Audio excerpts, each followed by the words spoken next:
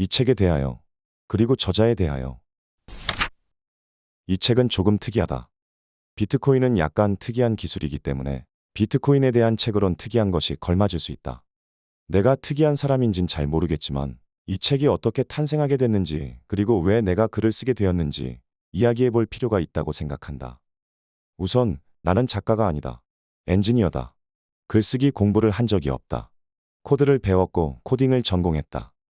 둘째, 비트코인에 대한 책은 말할 것도 없고 내가 책을 쓸 거라 생각해 본 적이 없다. 난 심지어 원어민도 아니다. 그저 비트코인 시스템 버그를 열심히 잡던 사람이다.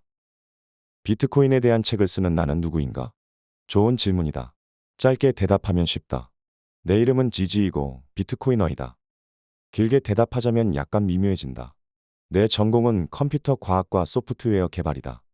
이전에 나는 컴퓨터가 사고하고 추론할 수 있도록 연구하는 조직에 속해 있었다. 자동화 여권을 개발하고 관련 작업을 하기도 했는데 그건 훨씬 무시무시한 일이었다. 내가 컴퓨터와 네트워크 분야의 한두 가지 정도는 알고 있기 때문에 비트코인의 기술적 측면을 이해하는데 어느 정도는 앞서 있다고 생각한다. 하지만 이 책에서 설명하고자 하는 것처럼 기술적 측면은 비트코인이라는 거대한 야수를 이루는 단지 작은 조각에 불과하다. 그리고 이런 작은 조각 하나하나가 모두 중요하다. 이 책은 아주 간단한 질문으로부터 탄생했다. 당신은 비트코인에서 무엇을 배웠습니까? 나는 이 질문에 대한 답을 트윗 한 줄에 담으려고 노력했다. 그러자 그 트윗은 트윗 폭풍이 되어 돌아왔다. 트윗 폭풍은 기사로 바뀌었고 이내 기사는 3개가 되었다. 3개의 기사는 21개의 교훈으로 바뀌었다. 그리고 21개의 교훈이 이 책이 되었다. 나의 생각을 트윗 한 줄로 압축하는 것에 정말 서툴렀던 것 같다. 왜 이 책을 썼는가라고 물어볼 수 있겠다. 다시 말하지만 이 질문에는 짧은 대답과 긴 대답이 있다. 짧게 대답하자면 단순히 그래야만 했기 때문이다. 나는 비트코인에 매료됐고 지금도 그렇다. 비트코인의 매력은 끝이 없다고 생각한다. 비트코인과 비트코인이 글로벌 사회에 미칠 영향에 대한 생각을 멈출 수가 없다. 길게 대답하자면 비트코인은 우리 시대의 가장 중요한 발명품이며 더 많은 사람들이 이 발명품의 본질을 이해해야 한다고 믿기 때문이다. 여전히 비트코인은 현대 사회에서 가장 오해받는 현상 중 하나이고 나 역시 이 낯선 기술의 중요함을 깨닫기까지 몇 년이 걸렸다. 비트코인이 무엇인지, 그리고 비트코인이 우리 사회를 어떻게 변화시킬지 깨닫는 것은 심오한 경험이다. 나는 여러분의 머릿속에 이러한 깨달음으로 이어질 수 있는 씨앗을 심고 싶다.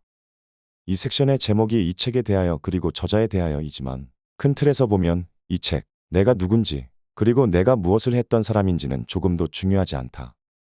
말 그대로 나는 네트워크 속 노드 중 하나에 불과하다. 무엇보다 여러분은 내가 하는 말을 그대로 믿어선 안 된다. 비트코이너들이 자주 하는 말처럼 스스로 조사하고 공부해야 한다. 가장 중요한 것은 믿지 말고 검증하라는 것이다. Don't trust, verify. 나는 독자 여러분이 공부하고 더 깊이 있게 살펴볼 수 있도록 다양한 자료를 제공하기 위해 최선을 다했다. 이 책의 각주 및 인용문 외에도 리소스 목록을 최신 상태로 유지하려고 노력하고 있다. 21lessons.com에는 비트코인을 이해하는 데 도움이 될 만한 엄선된 리소스, 서적, 팟캐스트도 많이 소개되어 있다. 요약하면 이 책은 비트코이너가 쓴 비트코인에 관한 책이다. 비트코인에게 이 책이 필요하지 않으며 당신도 비트코인을 이해하기 위해 이 책이 필요 없을지 모른다.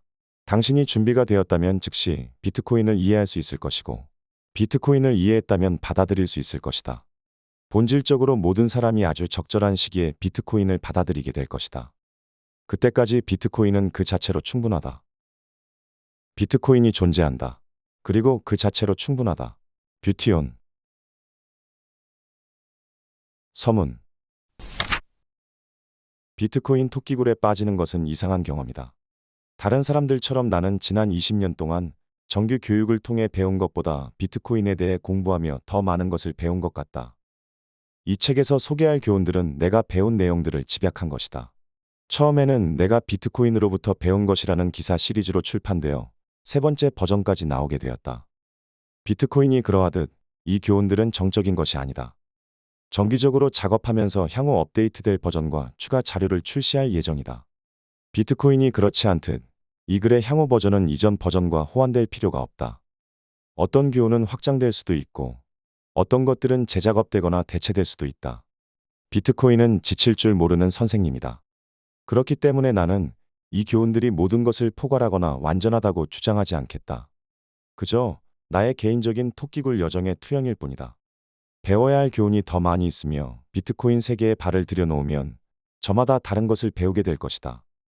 내가 정리한 교훈들이 여러분에게도 도움이 되길 바라며 이 책을 통해 배우는 과정이 직접 배우는 것만큼 힘들고 고통스럽지 않기를 바란다.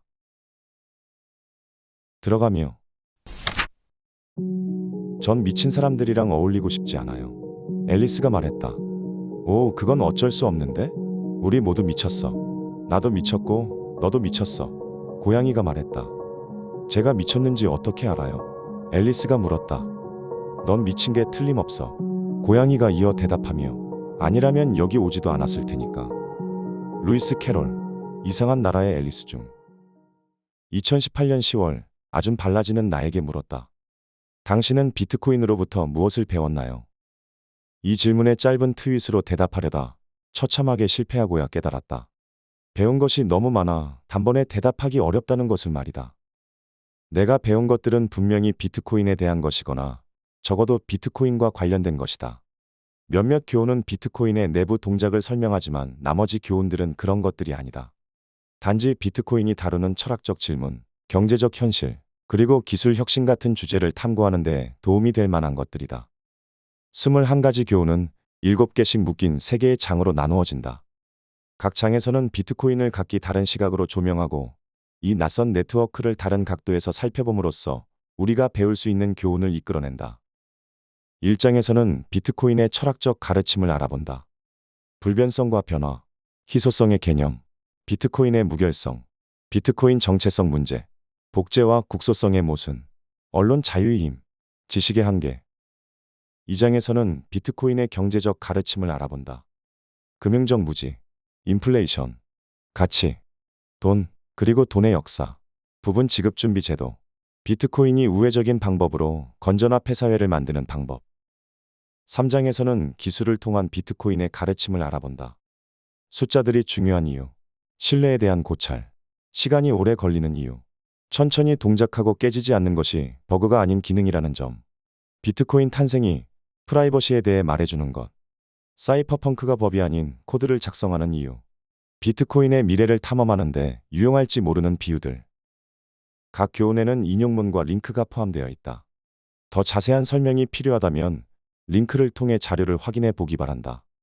비트코인에 대한 사전 지식이 있다면 도움이 되겠지만 그렇지 않더라도 호기심 많은 독자라면 누구나 이 내용을 소화할 수 있기를 기대한다.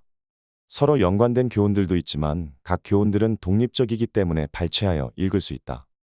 일부 어쩔 수 없는 전문 용어를 제외하고 기술적인 용어는 최대한 사용하지 않으려고 노력했다.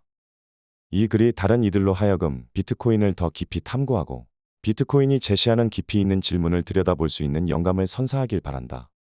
나 또한 수많은 저자와 콘텐츠 제작자로부터 영감을 받았다. 이 글을 빌어 도움을 준 모든 분들에게 깊은 감사의 마음을 전한다. 마지막으로 이 글을 쓰는 나의 목표는 여러분을 설득하는 것이 아니다. 나의 목표는 여러분을 생각하게 하고 눈에 보이는 것이 비트코인의 전부가 아니라는 점을 알려주려는 것이다. 비트코인이 무엇인지, 비트코인이 여러분에게 무엇을 가르쳐 줄지 알려줄 수 없다. 그것이 무엇인지는 여러분 스스로 알아내야 한다. 이 이후엔 되돌릴 수 없다네. 파란 약을 먹는 순간 이야기는 끝나고 침대에서 일어나 자네가 믿고 싶은 것을 믿게 되지.